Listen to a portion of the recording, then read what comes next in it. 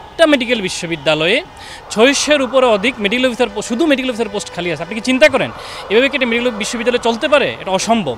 এই কারণে তো আমাদের এই মেডিকেল বিশ্ববিদ্যালয় বিশ্বের কোথাও কোনো র্যাঙ্কিংয়ে নাই। আমাদের পার্শ্ববর্তী ঢাকা বিশ্ববিদ্যালয়ে 19টি হল রয়েছে, অথচ আমাদের এই প্রশাসনের লজ্জা থাকা উচিত। এখানে মাত্র একটি হলও নাই।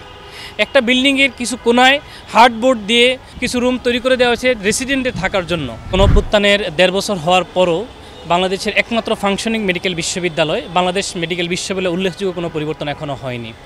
আমার কাছে কেন যেন মনে হচ্ছে স্বৈরাচারের প্রেতাত্মারা এখনও এখানে গেড়ে বসে আছে। তাহলে পরিবর্তনগুলো কেন হবে না?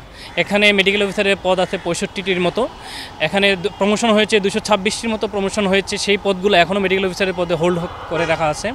সুপার স্পেশালাইজড হাসপাতালে ৩৫০-এর অধিক মেডিকেল অফিসার পোস্ট খালি আছে।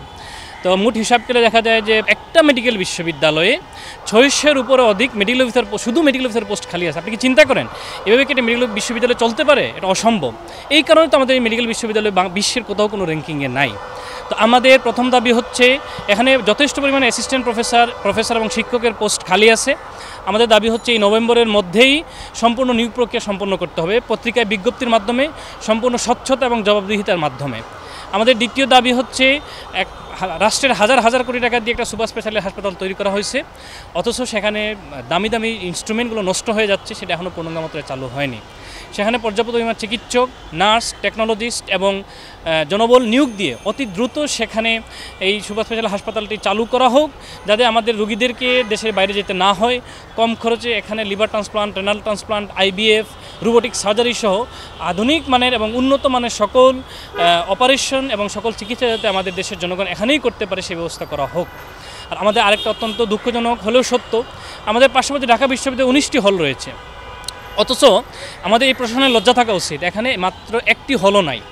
একটা বিল্ডিংয়ের কিছু কোনায় হার্ডবোর্ড দিয়ে, যেখানে সারপুকে ভরা হার্ডবোর্ড দিয়ে মানে রাস্তার মধ্যে, অনেকটা রাস্তার মধ্যে বা কোনায় চিপায় এই আমাদের কিছু হার্ডবোর্ড দিয়ে কিছু রুম তৈরি করে দেওয়া হয়েছে রেসিডেন্টের থাকার জন্য। যারা MBBS পাস করে এখানে রেসিডেন্টি করতে আসছে, ট্রেনিং করতে আসছে, সারা এইসব হার্ডবোর্ডের রুমে থাকতেছে। অত্যন্ত দুঃখজনক, একটা লজ্জাজনক। এই বিপ্লব পরবর্তী বাংলাদেশে এরকম পরিবেশ মনে হয় একটা প্রাইমারি স্কুলেও নাই।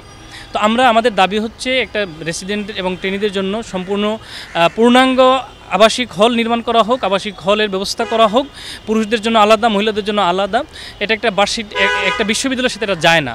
তো আমরা চাই অতি দ্রুততম সময়ের মধ্যে বিশ্ববিদ্যালয় প্রশাসন আমাদের এই দাবিগুলো মেনে নিবে। যদি মেনে না নিতে পারে তাহলে তারা তাদের পদ থেকে তাদের অব্যাহতি তারা নিজেরাই নিয়ে নিতে পারে।